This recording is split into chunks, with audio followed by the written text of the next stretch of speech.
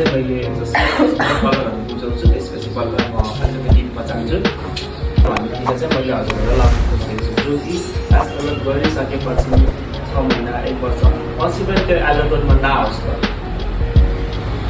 है हजुरहरूको समस्या त्यही नै हो नि त त्यही एज कलर गर्नुभयो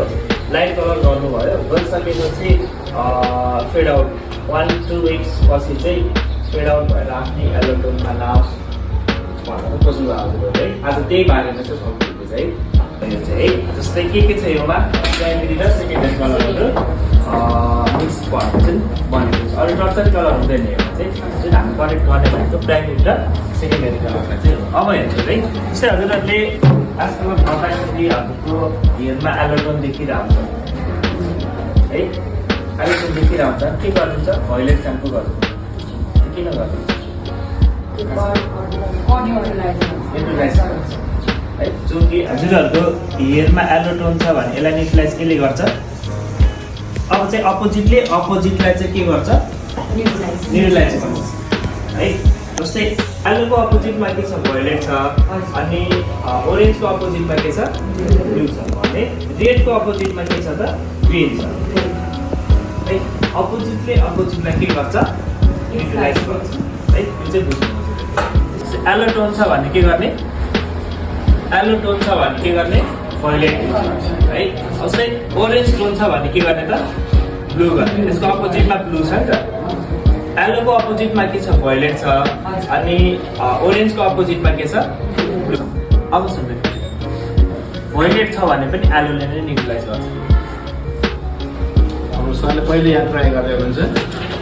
कपालको इलास्टिसिटी हैन यो चाहिँ हजुरले देखिरहनु भएको कुनै ठाउँमा चुपिरहेको चाहिँ मजाले चुपिरहेको छ है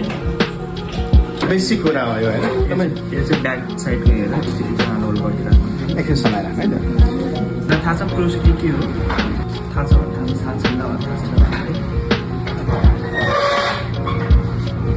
रुटदेखि चाहिँ टेस्ट गर्छु कि रुटको त त्यति ड्यामेज हुँदैन बाँकी न्यू ग्रोथ पनि लगभग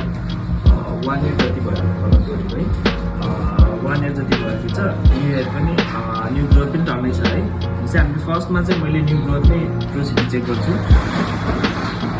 बढे कपाल हो यो चाहिँ फ्रन्टको है फ्रन्ट साइजको हामी लास्टको इन्डिङ पोइन्टबाट चाहिँ चेक गर्छौँ एउटा कपाललाई हामीले 3 भागमा बाँड्यौँ हैन एउटा जरातिरको एउटा के बुझ्नु भने यसले चाहिँ सोच्न सक्ने जुन क्षमता हुन्छ नि आफूमा हुन सक्ने त्यो नै के हो यसको प्रोसिटी हो अब जस्तै लो प्रोसिटी भनेको जुन माथि अड्डिरहेको छ नि यो हो लो प्रोसिटी नै के हो सबैभन्दा राम्रो प्रोसिटी हो यसको चाहिँ है मिडियम छ भने त्यो पनि ठिक्कको हुन्छ तर एकदम हाई प्रोसिटी भनेको चाहिँ एकदमै डाउन गइसकेको छ हाई छ हाई भन्ने बित्तिकै कमजोर छ है यसले यस्तो अवस्थामा के हुन्छ भने हाई प्रोसिटीले चाहिँ धेरै पनि एब्जर्ब गर्छ त्यतिको धेरै पनि फेड आउट